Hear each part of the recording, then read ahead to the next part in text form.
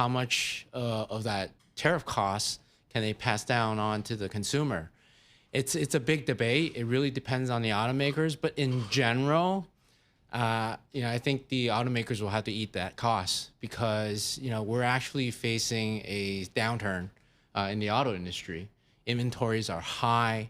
If you look at delinquency rates on auto loans, they're at a very high rate in the last few years. So I don't think consumers are willing to open up the purse strings any further. So, Steve, why are Ford and General Motors down? This is my dumb question of the day. Wouldn't the domestic automakers be positive today while the internationals would be down because of the tariffs? Aren't these tariffs designed to protect the domestic auto manufacturers? Yeah, Trump's announcement of the reciprocal tariffs, it gave, well, quote unquote, reprieve or exemption on autos. Not really, right? Because they already announced the 25% tariff last week. Nothing more additional, I guess we should say. Yeah. So I guess you're right. I mean, no news is good news at the moment. But I think, the stocks have trended down quite a bit since last week already.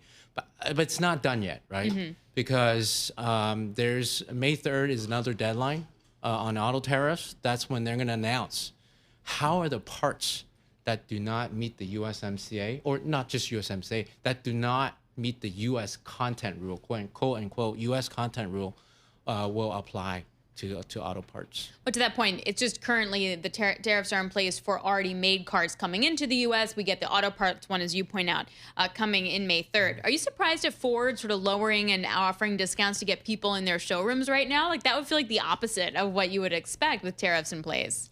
Yeah, this is what I said earlier. I think the automakers will have to eat these tariff costs. So that's what they're, I see. So that's how they're eating it. I see. Now they're going to have to lower the costs. Well, definitely not raise the cost, but like I said earlier too, it's coming in at a bad time where inventories are at, pre-COVID levels. Really? Wow. So, they're, and the consumers are not buying as many cars as they would.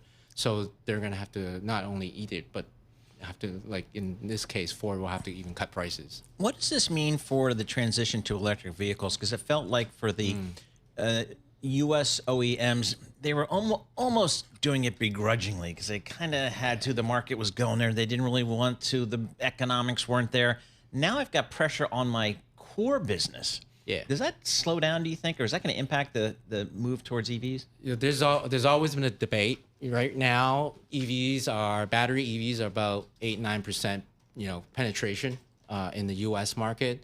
There's debate in terms of if that's going to grow, but I think that's where, in this segment, that's where we actually will see clearer winner and losers. I actually think the pure plays, the Rivians, the Lucid, and the Tesla will be clear winners. Because if you look at the legacy automakers, they're actually building a lot of these EVs in Mexico to bring down costs. They offer at a more attractive prices for consumer. But now with these tariffs, they're going to have to raise prices on EVs, not really cut prices to bring in consumer. And unfortunately, GM was actually on their way to profitability on EVs, and that's gonna, these tariffs are gonna derail that